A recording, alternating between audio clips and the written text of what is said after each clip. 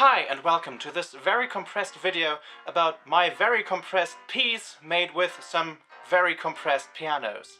I'm D.A. Edwards, a composer from Germany, and this is how I used the freshly compressed Synchron Fazioli F308 to rework my digital interpretation of one of my older works, which I composed in 2019 and then released in 2020, Internal Conflict, a suite of 4 miniatures that really are very compressed.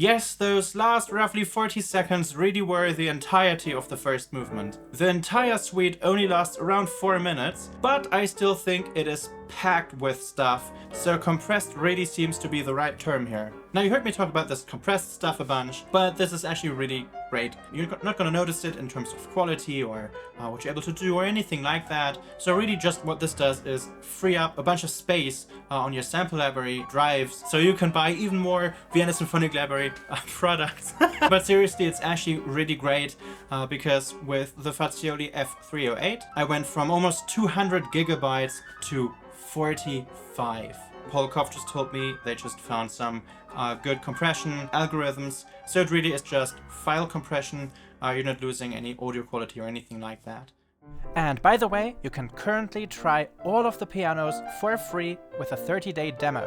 There's also a special offer through July 1st, 2024 with a discount of up to 36% off of all Synchron pianos. So right now is the perfect time for testing and spending some money.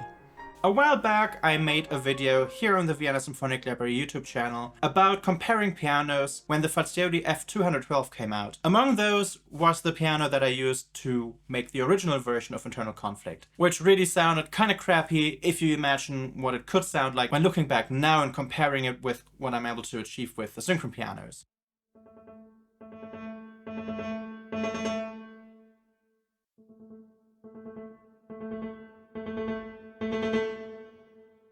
I think they really allow me to add a lot of depth to the interpretation. The dynamics are way more nuanced, but really the overall quality, but for me especially the dynamics and precision, really are the main show here. In the original, swapping back and forth between them, it really sounds like there's a weird notch filter on the old piano that I used to use.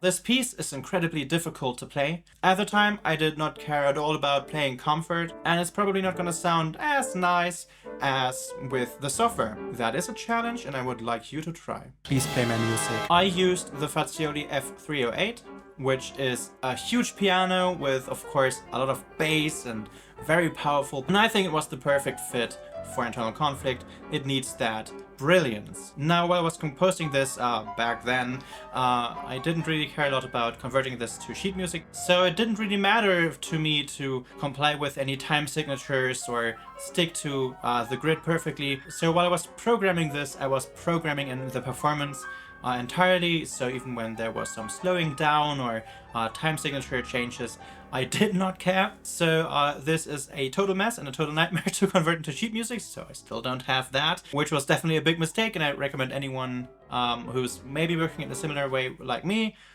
to not do that. But it is what it is, and it still works, and I'm still using most of my original interpretation, which back then, like today, I programmed with just a mouse.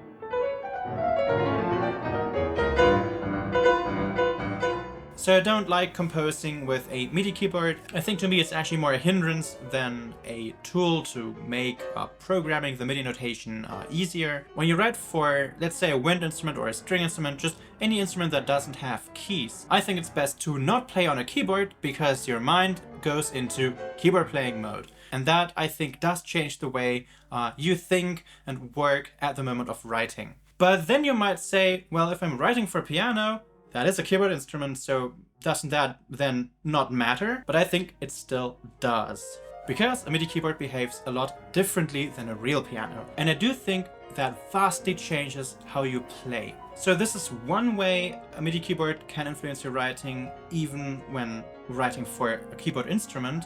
But the second thing are your abilities as a player. If the music you write is dependent on your ability to play it, then that may become a limiting factor. But even if you're a great pianist with flawless technique, a lot of your brain power while playing and writing is actually going to the playing part and not the composing part. And even when it's really not about limitations, there might still be a very different writing style inside of you compared to your playing style. The kind of music I think of and imagine in my head is vastly different when I sit down at a piano compared to when I'm sitting at a computer or even just anywhere else. External influences can matter a lot in composing. It might be a current temperature or mood. For me personally, I've found that when I'm just as distant as possible from music, that I'm then able and enabled to write the music that I do today. And as you can hopefully tell, such a programmed digital interpretation does not sound dead in any way, and that is because there are a couple of tricks you can take away from your own playing. First of all, of course, the dynamics. These are the most important, and I do like to program in some variance and thinking about, well, what is this jump going to be like? Where's there naturally going to be a bit more force on which key? And you can kind of program that into your dynamics. And then of course the note timings. Now there's going to be some imperfections when playing for real, and so you can try to add those in again. Now this is different from something that I'm very against, and that is programming in fake mistakes. I think that is unnecessary, and I think you should be open and transparent about when something is not played live. I've been using the word digital interpretation this whole time, and I really do mean it that way. To me, this is not a mock-up to make someone believe you played something or to make someone think this is a real recording. But to me, this is a great resource and tool as a composer to be able to show the music you envision in a baseline of the idea of the composition that will always be sort of a default.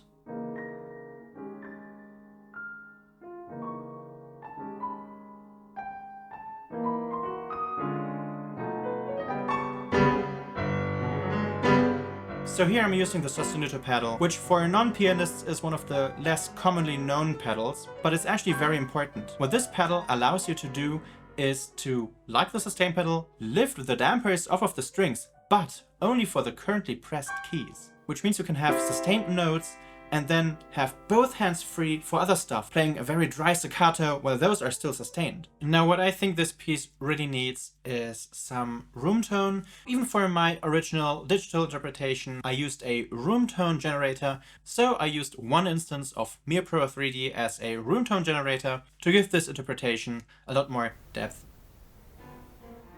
So yeah, check out the other videos about the Synchron pianos on one of the cards around here, and in the video description down below you're gonna see my comparison video I did not long ago where I compared my old libraries against the Fazioli F308 and 212. There's also internal conflict in full. It doesn't take long to listen to, so just give it a try. I think it's a pretty good demonstration of what these pianos are capable of. So have fun listening and watching, and if I've convinced you, maybe soon with your new Synchron piano.